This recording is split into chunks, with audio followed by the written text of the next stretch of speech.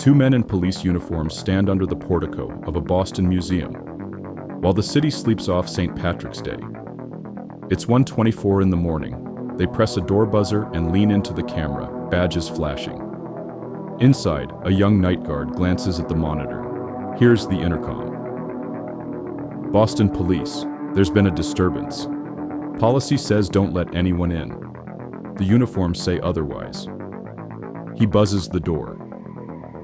That is the first decision that will echo for decades. The building is the Isabella Stewart Gardner Museum, a Venetian-style palace built by one of Boston's most eccentric millionaires to house her collection. Paintings hang exactly where she left them in her will. The frames aren't decoration, they're doctrine. The museum is supposed to be a sanctuary for what can't be replaced. In less than 90 minutes, it becomes the scene of the most valuable art theft on Earth. The two officers step into the foyer and ask the guard to step away from the desk. Are you alone?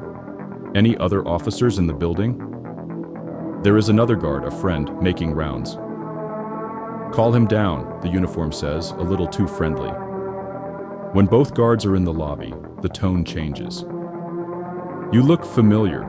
There's a warrant out for your arrest. Come out from behind the desk. The second guard hesitates. The fake cop adds, "This will go easier if you cooperate."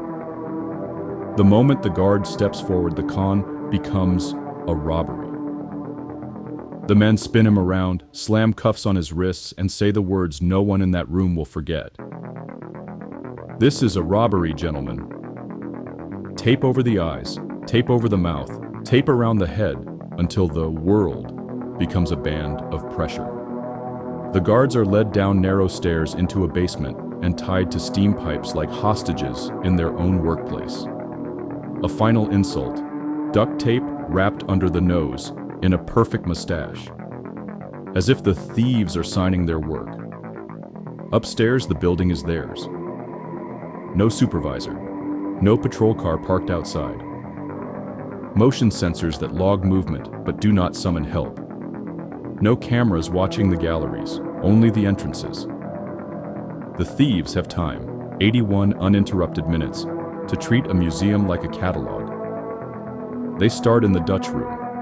A blade goes to canvas, a saw goes to wood. One Rembrandt, then another. The storm on the Sea of Galilee, his only seascape, sliced from its frame like fabric from a bolt. A second Rembrandt, a lady and gentleman in black, removed with the same speed, leaving a gold rectangle that looks like a missing tooth. There's a small Rembrandt self-portrait on panel, easy to carry, and a landscape once attributed to Rembrandt, now believed to be by Govert Flinck. They yank a bronze finial, an eagle from a Napoleonic flagstaff, right off its mount. They move to another gallery and take a Vermeer, the concert, one of only about 35 Vermeers known to exist on Earth. In the short gallery, they pull 5 Degas works on paper and a Manet called Chez Tortoni. A small Chinese bronze beaker disappears into a bag. 13 pieces in all. Out of everything they could have taken, they leave other famous works hanging. To professionals, the shopping list makes no sense. To investigators, that detail is the first real clue. While they work, the motion sensors tick away, quietly building a map for whoever comes next. The thieves move with odd confidence, lingering, even returning to areas they've already robbed. One thief sits down at the security desk to check something. He doesn't try to destroy the sensor logs or pull the tape from the cameras in the lobby. He doesn't need to. Either he doesn't care, or he knows the data won't be enough to catch him. At 2:45 a.m., the men carry their last loads toward the door. It takes several trips. The canvases are rolled or folded, some cradled inside frames, some left behind for lack of space. They disappear into the empty streets of Boston. The night guard will not be found until dawn by the morning shift, who descend to the basement and stumble into a story the city will still be telling a generation later. By mid-morning, the Gardner's swarming with real police. The scene is both obvious and surreal. Empty frames still hang on the walls because the museum's rules say the arrangement must remain, even when a painting is gone. The emptiness becomes the museum's most famous exhibit. People line up to look at nothing, because the nothing is a hole the size of $500 million. Investigators begin with the basics. The guard who opened the door failed to follow protocol.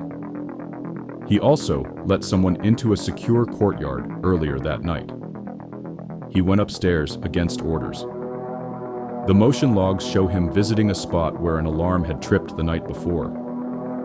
Theories bloom. Was he intimidated? Was he fooled? Was he part of it? He insists he made a mistake. He takes a polygraph. He will never be charged, but his decisions become the most studied errors in museum security.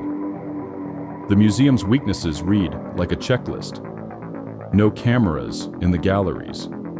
No armed guards at night. A single buzzer controlling entry. Alarms that log movement rather than call for help.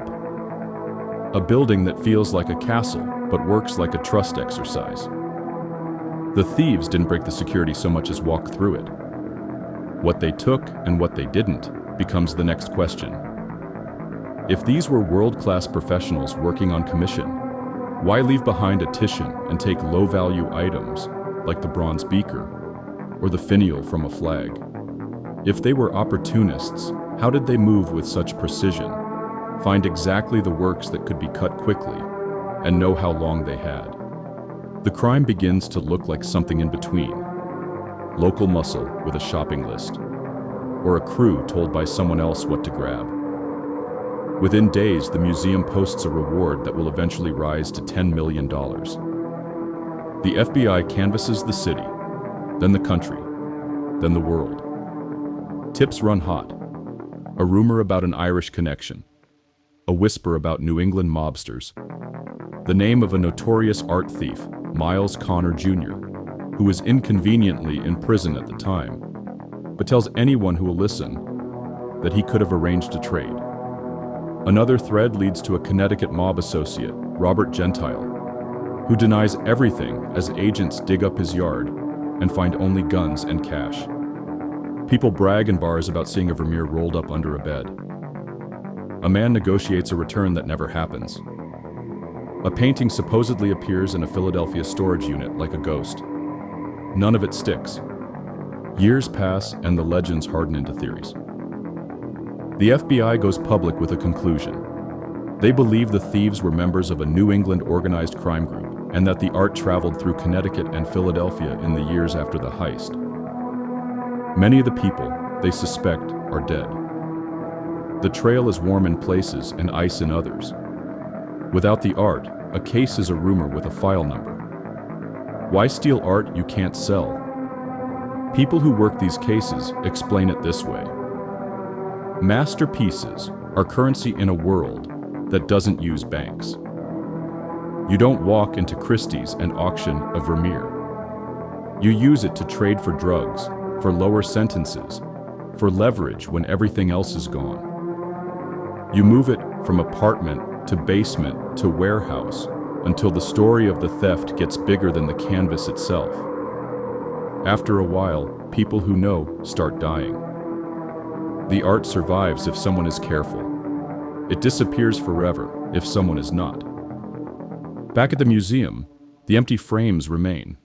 Not replaced, not removed. They hang as Gardner required and as the museum chooses. A kind of public vow that the story isn't over. Visitors take photos of rectangles and tell their kids about the nightmen dressed as cops walked in and took what everyone assumed could not be taken. The frames are more than reminders, they are pressure. Every day they tell the city, bring them back. The guard who opened the door becomes a character. In the story, he can't escape. He says he was young and did what he thought was right. He says the uniforms, the authority, the stress of a holiday night, everything added up to a terrible choice. People who study con games nod. The most effective scams are permission slips. You want to be helpful. You want to be cooperative. You want the people in uniforms to like you. Then you are in handcuffs wondering how it happened so fast. Security in museums around the world changes. Cameras go everywhere. 2 people must be at a desk if anyone is at a desk. Randomized patrols replace predictable laps. Exterior doors get man-traps. One door opens only when the other is sealed. Buzzers stop deciding who gets in. Alarms don't log movement. They call for help.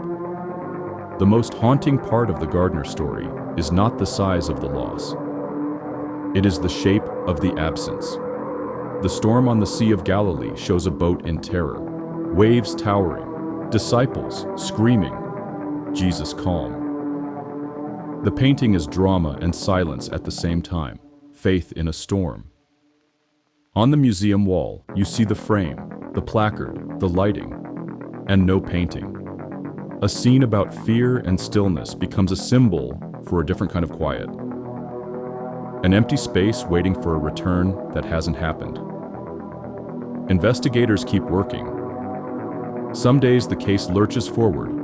Other days it sits as still as the empty frames. New tips arrive because the museum keeps the reward alive and because people keep talking. Whispers about a storage unit in Florida. A lead that promises a sighting in Europe. An inmate who says he knows a guy who knows a guy. Every once in a while, a detail lines up with the sensor logs from that night, and the case breathes again.